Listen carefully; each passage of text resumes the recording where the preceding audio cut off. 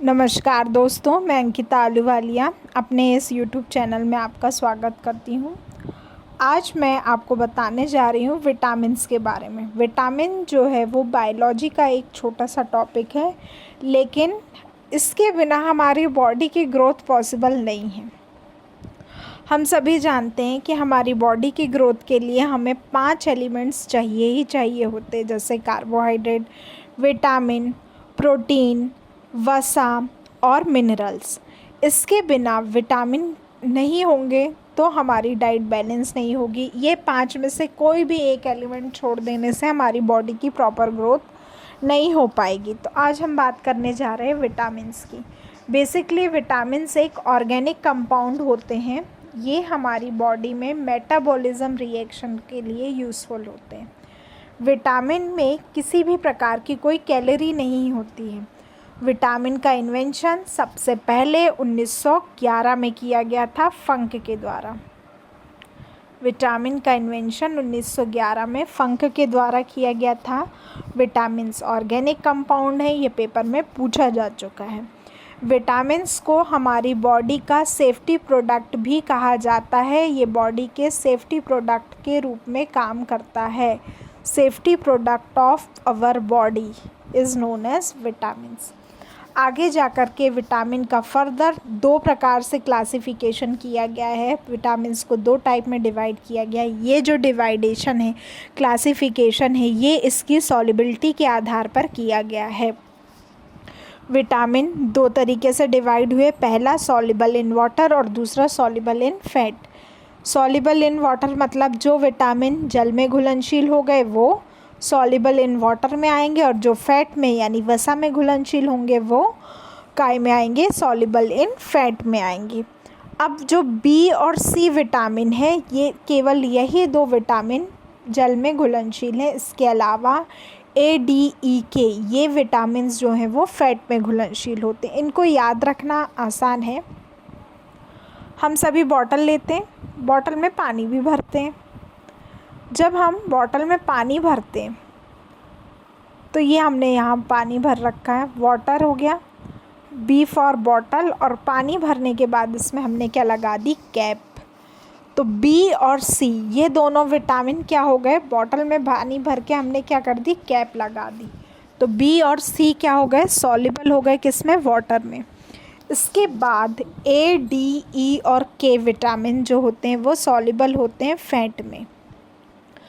अब इसको याद कैसे रखेंगे, हमें एडिक्शन हो जाता है फैटी चीज़ें खाने का, स्नैक्स, पिज़्ज़ा, ये सब खाने से क्या बढ़ती है, फैट बढ़ती है, और इसके हम क्या हो गए, एडिक, ए, डी, ई, के, एडिक। तो विटामिन ए, डी, ई, के ये काय में सॉल्युबल होते हैं, ये फैट में सॉल्युबल होते हैं। अब हम अलग अलग vitamin A, B, C, D इनके बारे में पढ़ेंगे, जिसमें हमें ये देखना है कि जो विटामिन ए है वो कैसे काम करता है, इसका केमिकल नेम क्या है और इससे होने वाली डिज़ीज़। बेसिकली हमें एग्ज़ाम में इसके केमिकल नेम और डिज़ीज़ ज़्यादातर पूछी जाती हैं।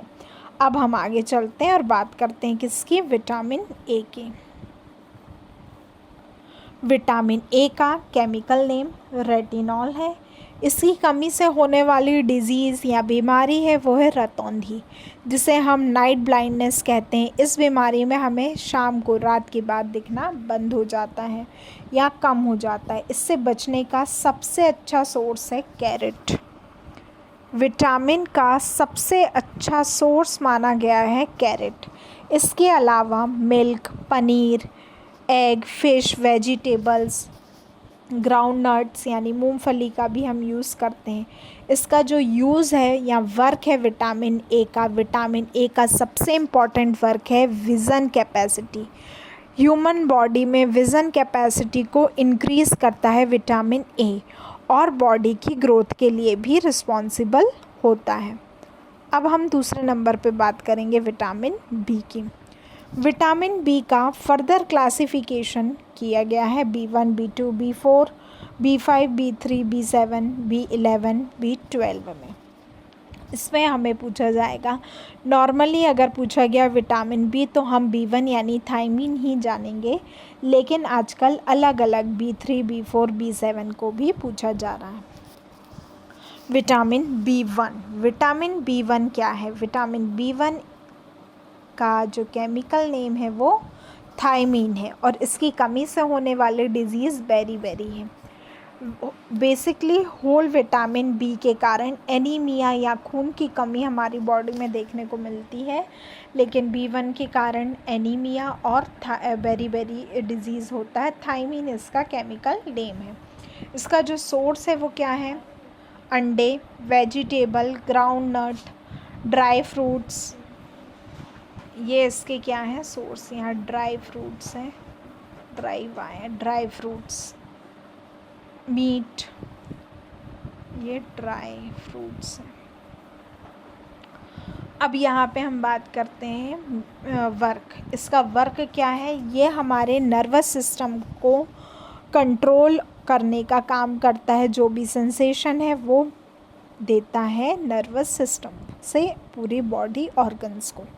विटामिन बी टू का केमिकल नेम देखा जाए तो वो क्या है? राइबोफ्लेविन है। इससे आँखें लाल हो जाती हैं और स्किन फटने लगती है, होंठ फटना इसी के कारण होता है। स्क्रैच आ जाते हैं हमारी बॉडी में। इसका वर्क क्या होता है? ये हमारी बॉडी की ग्रोथ करती है और माउथ के फंक्शन को हेल्प करती है। अब हम बात करेंगे विटामिन बी थ्री की। विटामिन बी थ्री का केमिकल नेम नियासिन है। ये क्या करता है? हमारी बॉडी में सेंसेशन लॉस्ट कर दिया है, यानी मंद बुद्धिमत्ता इससे उत्पन्न होती है और हेयर जो है वो वाइट होने लगते हैं। इसका सबसे अच्छा सोर्स माना गया है शुगर केन यानी गन्ना और टोमेटो, ग्राउंडनट वगैरह। इसकी डेवलपमेंट क्या जो मेन वर्क है ये क्या करता है? हमारे ब्रेन को डेवलप करता है। डेवलपमेंट ऑफ ब्रेन में सोचने समझने की शक्ति को विकसित करने के लिए विटामिन बी थ्री का यूज़ किया जाता है। अब हम आगे बात करते हैं विटामिन बी फाइव की। बी फाइव क्या है? पेंटोथोनिक एसिड। पाँच यानी पेंटा और बी5 मतलब पेंटोथोनिक एसिड। ऐसे हम इस तरह से लिंक कर सकते हैं। इससे होने वाली डिज़ीज़ क्या है? इससे 4D सिंड्रोम होता है। हमारी स्किन में वाइट स्पॉट्स आ जाते हैं, सफ़ेद दाग आना। इससे बचने के लिए हमें कौन कौन सी चीज़ें खाना चाहिए? हरी पत्तेदार सब्जियों का ज़्यादा से ज़्यादा उपयोग करना चाहिए। दूध, मीट, टमाटर और आलू, ये हमारी स्किन को केयर करने का काम करता है। सबसे इम्पॉर्टेंट रोल है हमारी स्किन को केयर करना। इसके बाद आता है विटामिन बी6। विटामिन बी6 का केमिकल नेम है पायरोडॉक्सिन। क्या नाम है इसका? पायरोडॉक्सिन इसका केमिकल नेम है। इससे होने वाली डिजीज़ है स्किन डिजीज़ और एनीमिया होता है, यानी खून की कमी हो जाती है। इसका सबसे अच्छा सोर्स है मक्का, गेहूँ। ये बॉडी में क्या काम करता है? ये हमारी बॉडी में ब्लड के फॉर्मेशन का काम करता है। आगे हम बात करते हैं विटामिन बी7 का केमिकल नेम क्या है? बायोटीन है। विटामिन बी7 की कमी से पैरालिसिस होता है, बॉडी में पेन होता है और लार्ज अमाउंट में हेयर फॉल होता है। पैरालिसिस बेसिकली 50 के ऊपर की एज में देखने को मिलता है, जिसमें हमारा एक कोई भी बॉडी या ऑर्गन पूरी तरीके से काम करना क्या कर देता है? बंद कर देता है, या हो सकता है कभी कभी आंशिक तौर पर भी बंद करें। और हेयर फॉल होता है जो कि छोटी उम्र के बच्चों में भी देखने को मिलता है। इसका सबसे अच्छा सोर्स है दूध, अंडे, मीट। इसका जो वर्क फंक्शन है ये क्या है? बॉडी की ग्रोथ के लिए रिस्पॉन्सिबल होता है। अब हम आगे बात करें विटामिन बी11 की। बी11 का जो केमिकल नेम है वो फॉलिक एसिड है। इसकी कमी से होने वाले डिजीज़ एनीमिया और पेचिस है। पेचिस और एनीमिया विटामिन बी11 की कमी से होता है। इसका जो सोर्स होता है वो क्या है? हरी सब्जियां, एग, दालें, बीन्स, जितनी भी पत्तेदार सब्जियां हैं उसकी कमी उसे खाने से ये डिज़ीज़ दूर होती है। अब हम बात करते हैं vitamin B12. Vitamin B12 individually पूछा गया है। बी12 का केमिकल नेम जो है वो क्या है, साइनोकोबालमिन है। कहीं कहीं इसे साइनोकोबाल्टिन भी बोला गया है, जनरली हम इसे साइनोकोबालमिन बोलते हैं, लेकिन किसी बुक में साइनोकोबाल्टिन भी लिखा है। साइनोकोबालमिन इसका केमिकल नेम है। इससे पांडु रोग और एनीमिया, पांडु रोग आपने देखा होगा कि बहुत से बच्चे ऐसे होते हैं जिनकी स्किन एकदम वाइट होती है, बाल सफ़ेद होते हैं और उनकी जो आइज़ होती हैं वो स्टेबल नहीं होती, हमेशा हिलती रहती है, तो वो डिज़ीज़ होती है पांडु रोग। वो विटामिन B12 के कारण ही होता है। ये क्या करता है, ब्लड का फॉर्मेशन करता है और मीट और मिल्क इसके सबसे अच्छे सोर्स हैं। अब हम आगे बात करते हैं विटामिन C की। विटामिन B में हमें ज़्यादातर याद रखना है केमिकल नेम, B1 का थायमिन, B12 का साइनोकोबालमिन, B7 का याद रखना है। केमिकल नेम और डिजीज़ हमें सबकी याद रखनी है क्योंकि ये इंडिविजुअल पूछा जाता है। विटामिन C पे आते हैं हम। विटामिन C की बात करें तो इसका केमिकल नेम एस्कॉर्बिक एसिड है और इससे होने वाली डिज़ीज़ स्कर्वी होती है। स्कर्वी एक स्किन डिज़ीज़ है। ये पूछा गया एग्ज़ाम में कि स्कर्वी से आप क्या समझते हैं, ये किस प्रकार की डिज़ीज़ है, तो ये एक स्किन डिज़ीज़ में आती है स्कर्वी। इसका सबसे अच्छा जो सोर्स है वो खट्टे फल हैं। खट्टे पदार्थ जब भी हम खाते हैं तो उससे विटामिन C की कमी पूरी होती है। विटामिन C का सबसे अच्छा सोर्स है आंवला, लेमन, ऑरेंज, टोमेटो, लेकिन सबसे अच्छा बोलेंगे तो आंवला है। इसमें प्रचुर मात्रा में विटामिन C पाया जाता है। ये क्या करता है, इसका जो मेन वर्क फंक्शन है वो स्किन की सेफ्टी। अब हम आगे बात करते हैं विटामिन B के C हो गया, B हो गया। मुझे उम्मीद है कि आप लोग को यहाँ तक समझ आया होगा। अब हम आगे बात कर रहे हैं किसकी, विटामिन D की।